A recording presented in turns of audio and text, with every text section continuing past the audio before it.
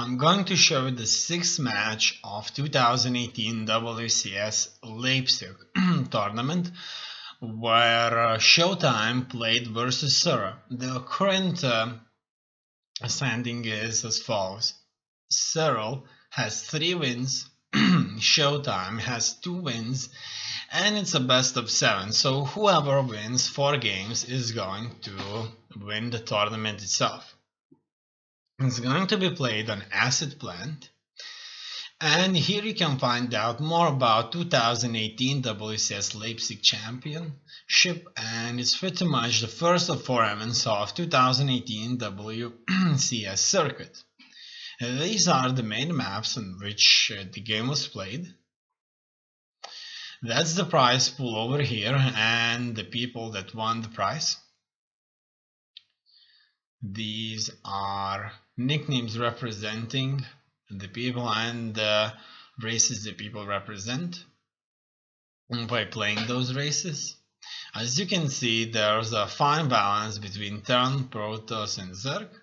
It looks like there are a few more Zerg than other ones, but there's certainly plenty of each. However, it seems that the Terran wasn't nearly as numerous as Zerg.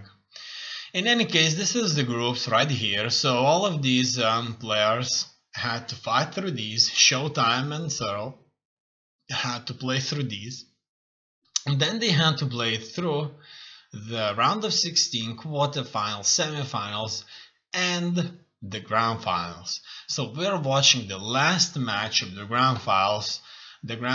So this is one of the most important matches during the tournament, and probably one of the most important matches for the players themselves in their careers, because that's where it all goes down. Here you can find some statistics, and I will explain you the Starcraft World Championship Series breakdown. So there will be 8 players from Korea, 8 players from the circuit. These are the best players out there, champions and the winners.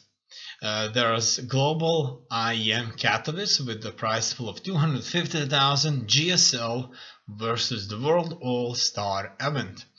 The circuit, which is pretty much the world itself, is separated into 4 tournaments that move over the years. That's Leipzig, Austin, Valencia, and Montreal. These are their names, and there are additional 4 challengers. So $10,000 per circuit region. All of these are residency locked, so we will see these, and no Koreans whatsoever. On the Korea side, there are 3 GSL leagues, 2 super tournaments, and as you can see, they have a massive payouts. The GSL has a total of 170 million won, and the super tournament has 30 million won. Starcraft World Championship Series Global Finals have a total of 500,000 pool spread out in various places out there. You can find the castings on AndYouLeftTheGame YouTube channel. You can find it by typing AndYouLeftTheGame in YouTube search bar. You'll be asked by me to click on one of these 2. You can come up with AndYouLeftTheGame without blank space or AndYouLeftTheGame with the blank space. So if you get only one, AndYouLeftTheGame with the blank spaces in, so all these 5 words separate, then just simply click on it and it will take you to the liked videos. These are all the playlists that I have. They're all liked, and you may as well go easily through here by clicking on the account, or most simply you can just go to feature channels, click on AndYouLeftTheGame, feature channels part, and you'll be taken on straight to the channel. Go to the playlists and that's all. Otherwise, if you get both of these, just simply click on the one without the blank space and you'll be taken into the channel itself, where you'll be able to find all those uploads, other games, castings, and everything else. Now that we know about the tournament, we know it's the final, we know it's the final match, let's take a look at the players. The first player is Showtime. He plays as Protoss, right here, right there. And he represents Protoss in Leipzig 2018. He made over $180,000 playing StarCraft 2. He dates back to 2012, where he has joined his first team, and you can read a lot about him by stopping this video or going to the designated link here. And here you'll find achievements about him, what he achieved, which team he was representing, and you'll be able to see his pictures here, read interviews, and further along learn about him and watch his games. His opponent was Serral. He is a Finnish Zerg player and represents the Zerg race on 2018 WCS Leipzig tournament.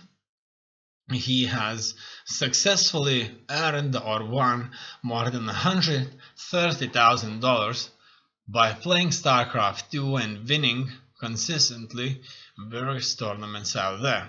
So these are his achievements.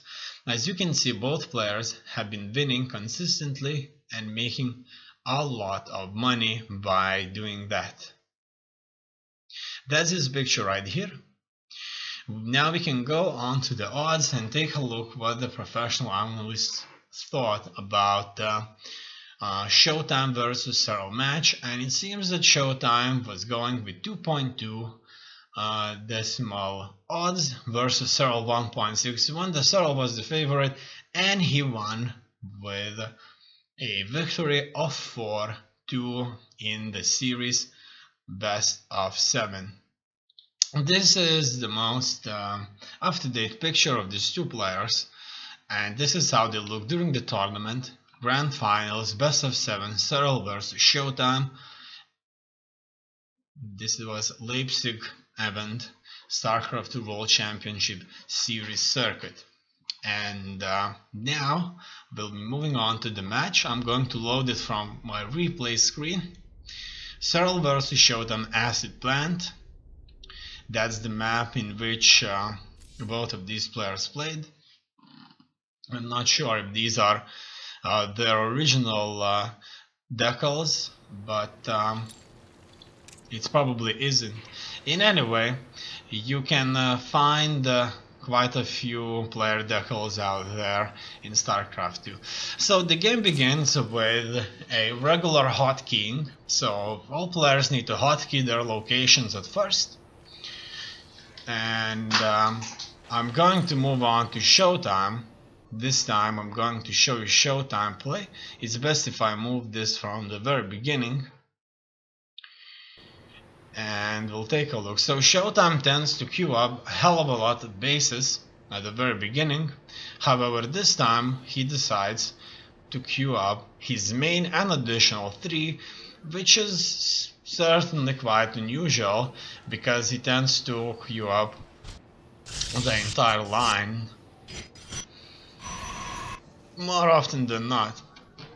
And it seems that he will start with a pylon and we'll be building gateways.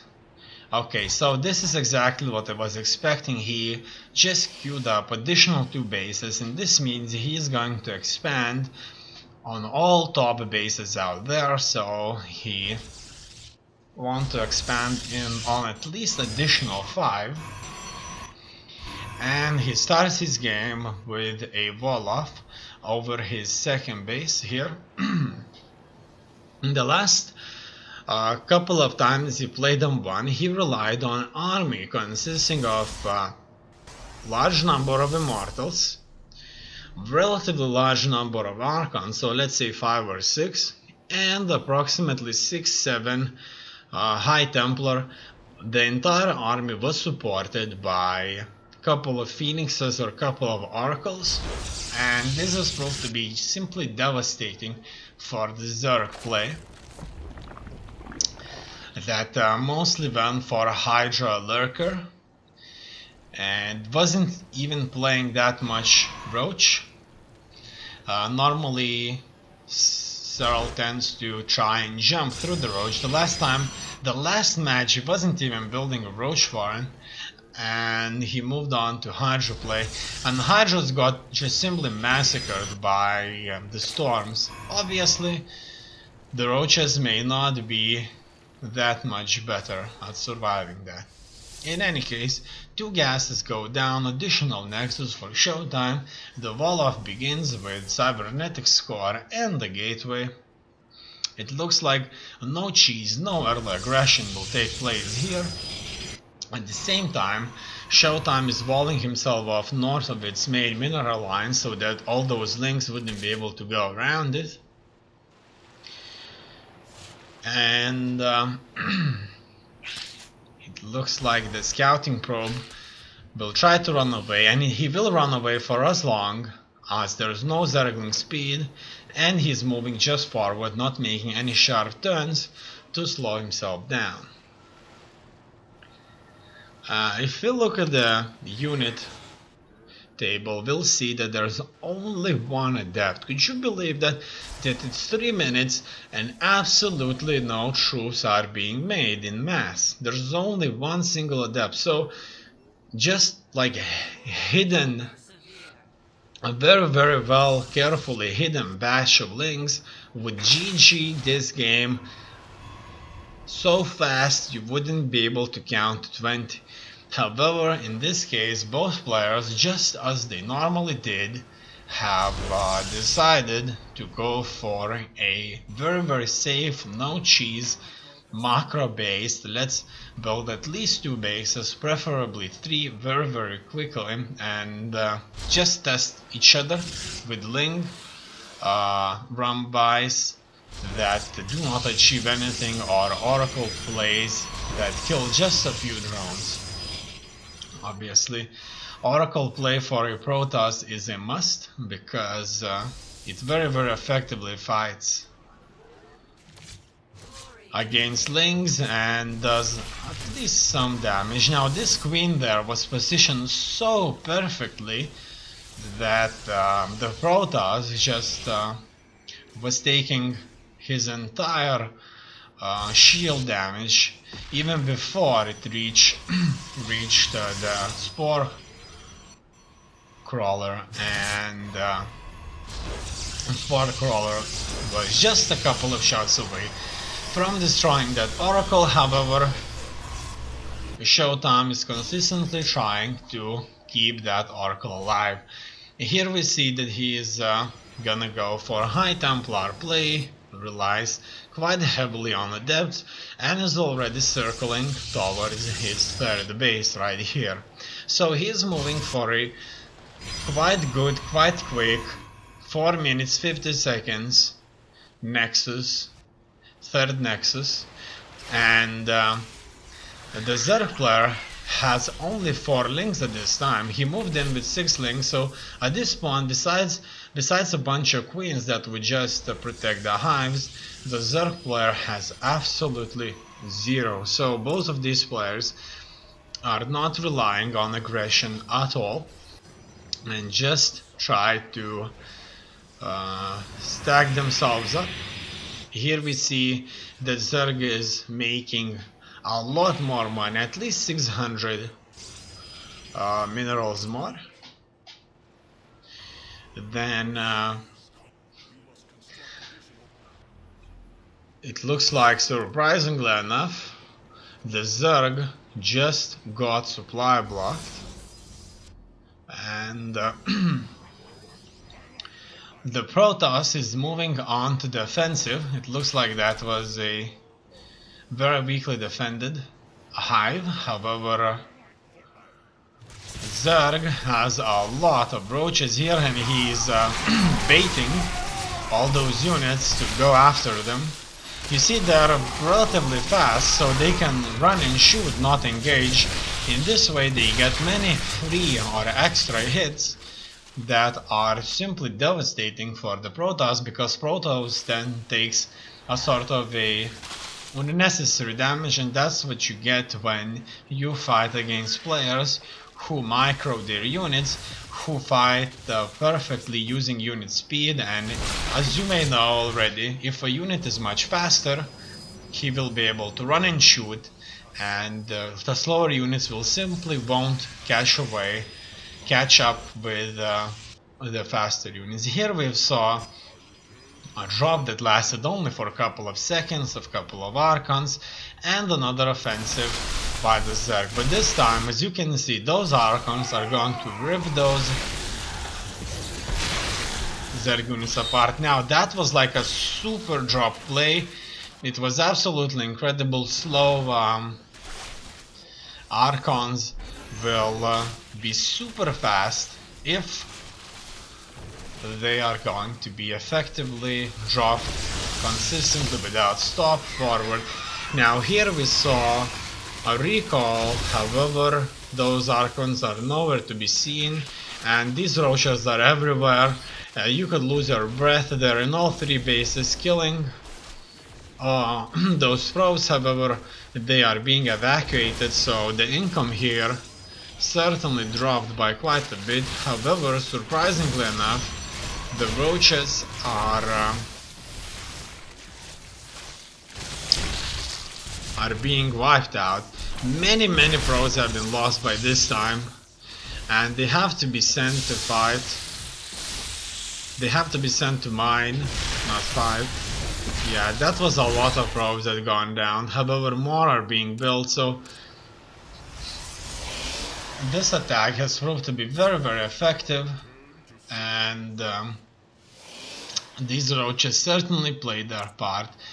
And instead of being wiped out by a stronger Protoss force, they killed off approximately up to 20 probes, which undoubtedly reduced Protoss capacity to mine. And as you can see, Zerg is making over 3,000 resources, while the Protoss is barely making 2,000.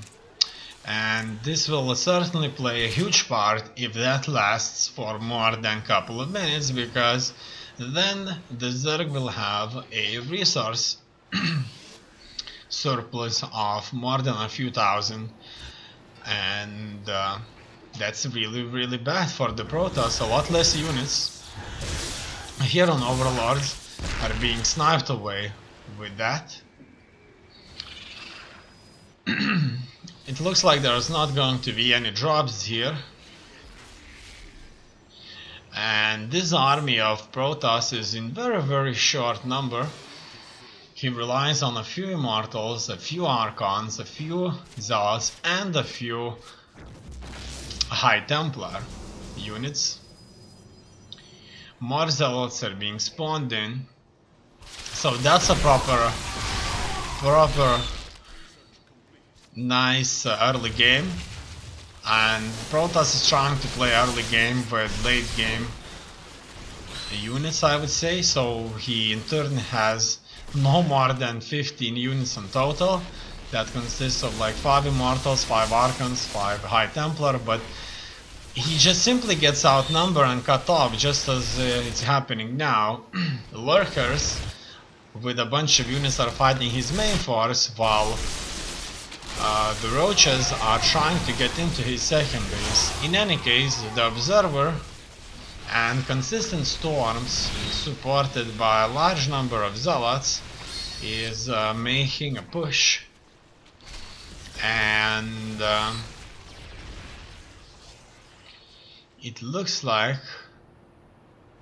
the Protoss has successfully defended itself with very few units in number, but quite high in supply cost. In any case, the Zerg has just maxed out, while the Protoss is far away from maxing out. He just tries to get himself a fourth base. It seems that the Protoss is being outproduced the entire game, and the fourth base is going to be denied, no doubts about it. The Zerg won't allow fourth base to come up. And while the majority of the force is split in two by the Protoss, the Zerg as always attacks on two sides, and this time he moved just too close to opponent's base. Those storms have almost completely massacred that batch of Hydralisks there in the corner. This attack will not be stopped. It looks like those High Templar were forced into changing to Archon because they got cornered there. Push is happening here. Many Archons, a few Immortals, I would say, not many, but these have a really easy time fighting the Roaches. These Immortals together with Archons can kill those Roaches in seconds. It's very surprising to see that the Zerg can do so poorly against just 10 powerful Protoss units. While the Zerg is consistently being maxed out, he just is unable to shoot for long enough because those storms are going to reduce Hydralisk health so quickly and so much that the Immortals with Archons will very quickly, supported by Zealots, kill off anything that's left after the storms. And here we see another attack. So through the entire final series, Zerg player Serral has been mostly on the offensive, and in this time the Protoss is not moving on the offensive himself. It looks like he is being cornered. He is consistently being denied an ability to create even a fourth base. So this game started early. Now the fight is not for the fourth base but for the fifth base, and it looks like that's just costing too much for the Protoss. As you can see, he's making 1300 resources, and that's continuously going to be lowered. Protoss is being attacked from two sides by maxed out Zerg, and Showtime is losing it. It looks like most of the units are dead.